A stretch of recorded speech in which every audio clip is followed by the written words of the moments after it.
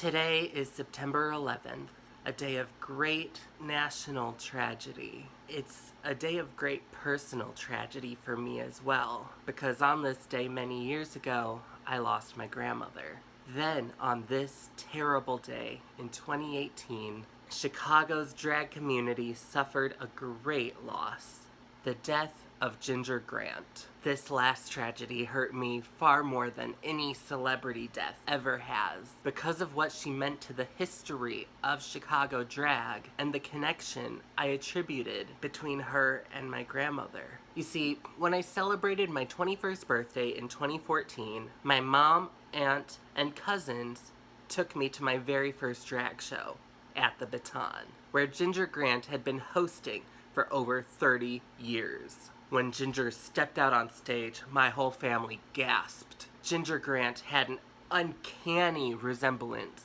to our deceased grandmother. So whenever I thought of Ginger, I could imagine that my grandma was still with us, just living a double life as a female impersonator. I suppose you could say it's poetic they died on the same day. When I first heard the news, I was heartbroken, particularly because despite her historical significance, so much of Chicago's younger drag generation wouldn't even know who she was. By the Drag Race era, the Baton had become more of a straight venue, a place for birthday and bachelorette parties and things of that nature, rather than a place that gays would frequent. And the drag hub of the city moved to what was then known as Boys Town. So while our city had dozens, if not hundreds, of little drag kids twirling around, many of them would not have had the opportunity to see, meet, or even hear about the great Ginger Grant. So that night, I was compelled to go on Facebook Live and do as I'm about to do now: read her chapter from Jim Flint, the Boy From Peoria. That way, even if people didn't know of her before, they would at least understand and respect her history now. So with all that said, let me tell you about the legendary Ginger Grant. Ginger Grant is Jim Flint's right-hand person, and no one is more cognizant of that fact than Flint. Anything that I can't do, Ginger can do.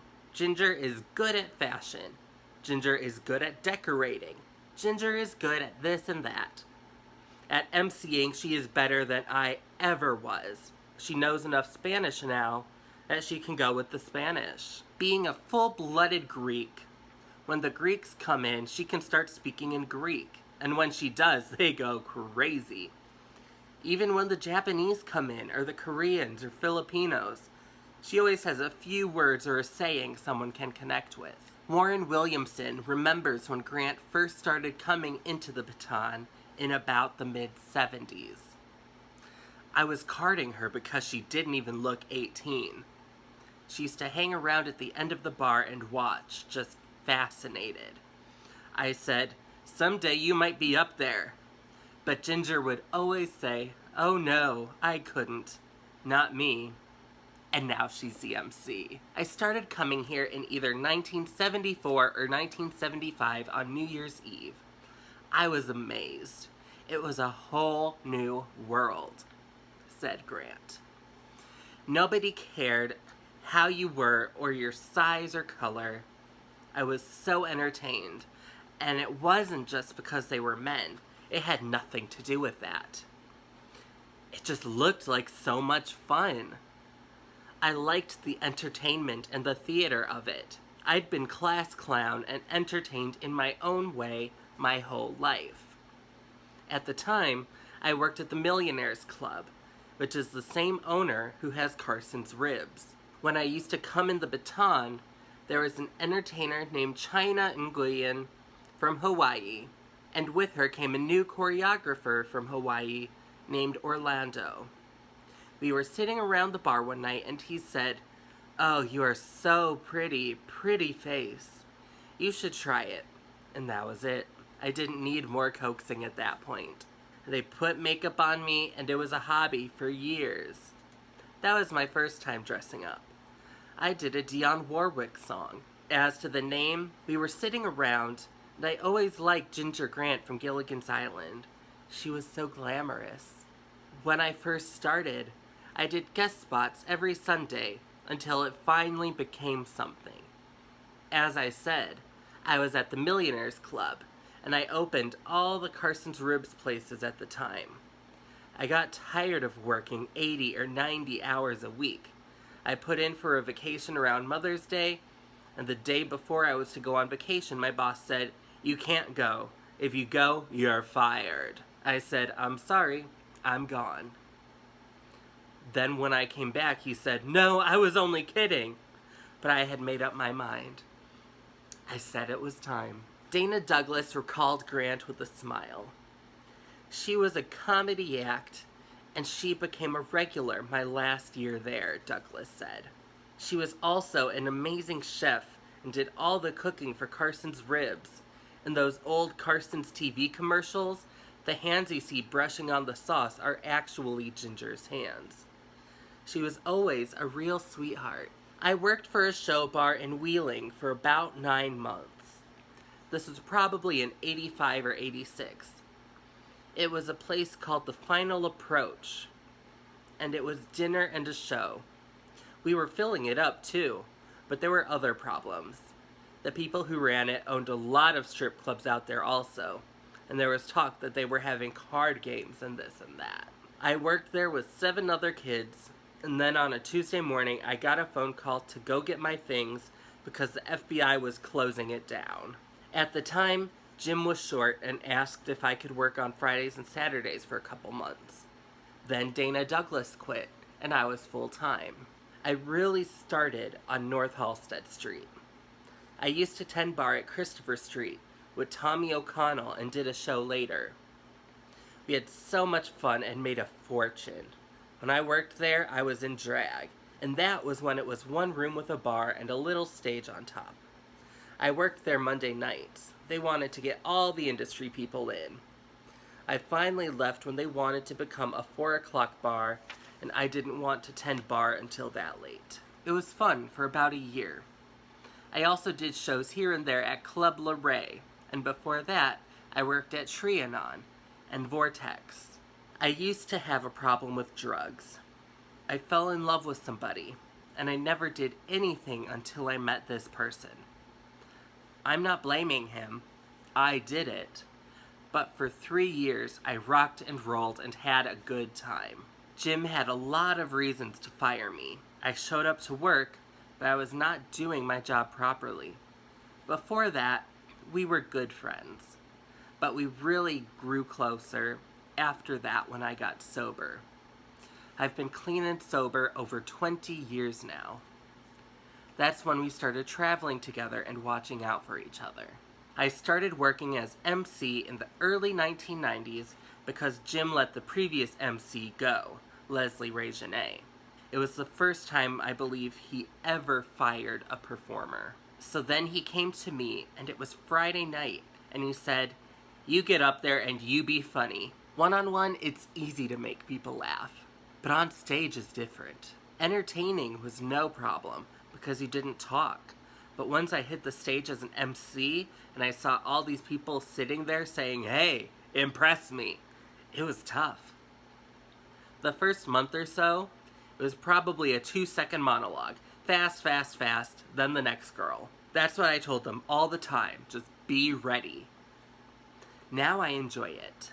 Even if I am in a bad mood, it's like therapy. I had a problem with a stutter years ago, and I think this helps. At one time I was very fearful of it, but I think facing it and overcoming it makes you love it more.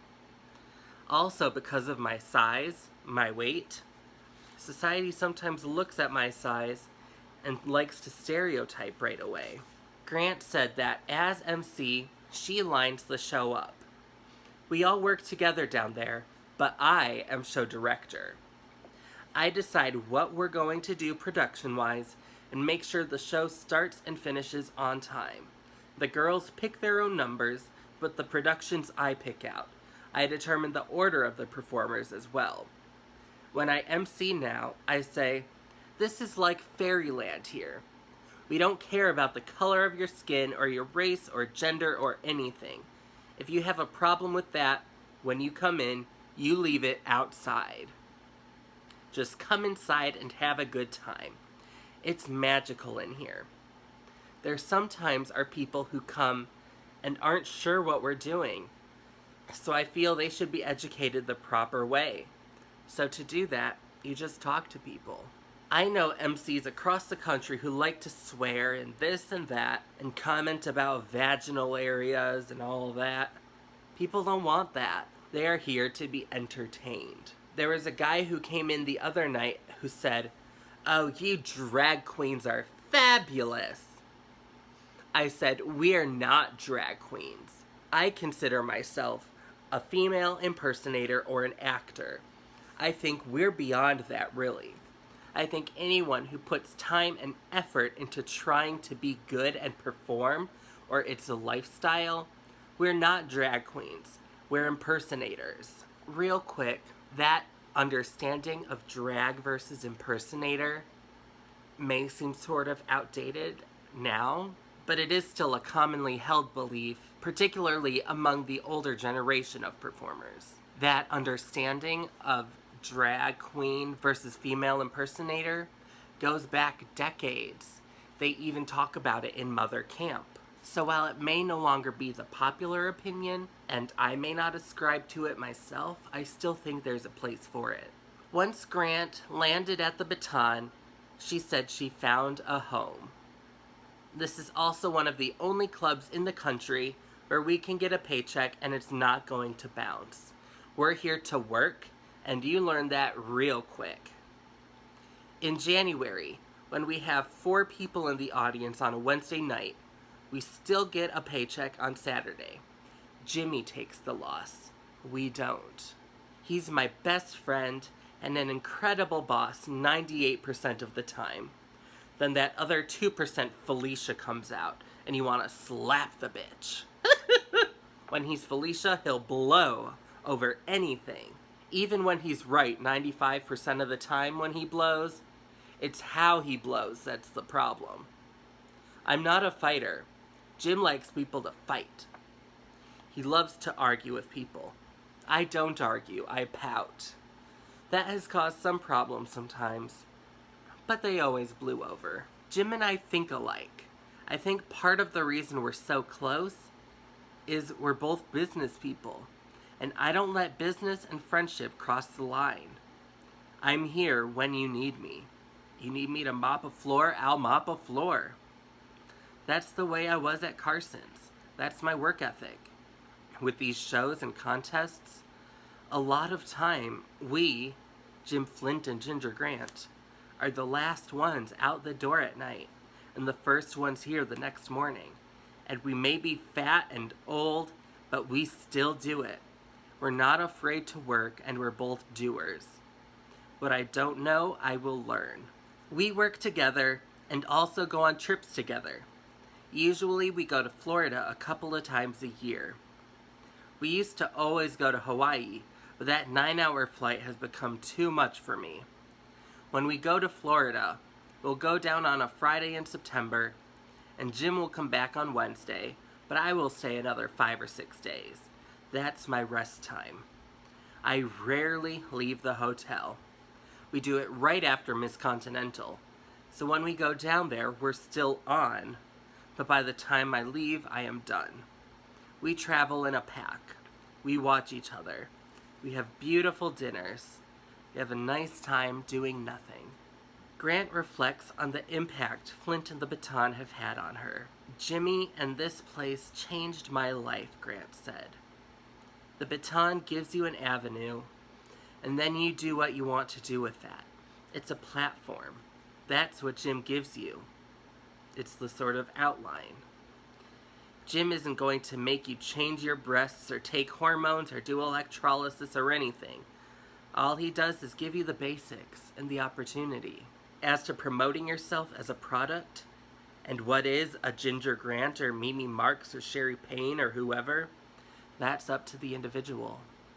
Also, in my book, I have printed out the Facebook post where Jim Flint announced Ginger's passing. Posted on September 11th, 2018. 8:01 p.m. Jim says, "With great sadness, I am very sorry to announce my dear friend Ginger Grant has passed away suddenly."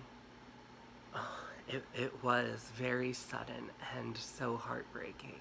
I also pulled up Ginger Grant's obituary as well, so I can read to you from that. Entertainer Ginger Grant passed away the week of September 10th in Chicago. Ginger Grant was a longtime MC at the Baton and close friend of its owner, Jim Flint. Flint called the death a complete shock. Grant had some health problems, but her death was unexpected and sudden, Flint said, adding that he and Grant were planning on going to Florida together in a few weeks for their annual trip. Ginger was buried in a private cemetery September 14th. A remembrance of her life was planned at the Baton on October 1st. So there you have the legacy of Ginger Grant, host and MC at the Baton for 37 years. 3 shows a night, 6 nights a week. You could argue that nobody in Chicago worked as hard as Ginger Grant, and she will always have a special place in my heart for being the host of my first drag show, a look-alike of my grandmother, and for creating this incredible, beautiful history. She's a star. And she can never be forgotten. Thank you so much for watching this and listening to the story of Ginger Grant. I hope that even if you aren't as familiar with drag or our community or our culture and history, I hope that you were able to enjoy this and take something from it, and that you'll remember her.